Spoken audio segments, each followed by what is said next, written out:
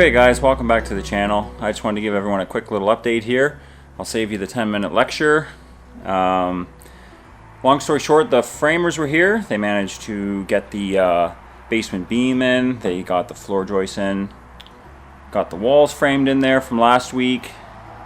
They got the decking on. They've also cut the hole for the stairs leading into the basement. And then Vancor was here. They managed to get the sliding glass doors in. They look awesome. Yeah, I'm really impressed with that. We're dealing with huge wall issues. Well, nothing's really huge. These guys are awesome and they seem to be able to fix everything.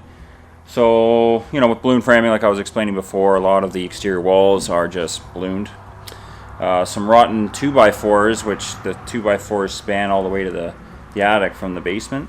And the bottoms of those were rotten, so as it was rotting over the years, we're losing it and stuff's coming in.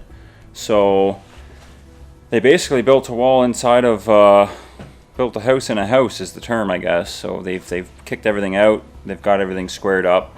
Because, you know, at the end of the day, you need the sliding doors perfectly squared up and level so that they actually work. So that's what they've done. They've got it going on. I think the next episode, next time you guys check in, we'll have more of the framing up for the first story. They're working on getting the garage overhang cut off so that they can the framers can come back and start framing upwards.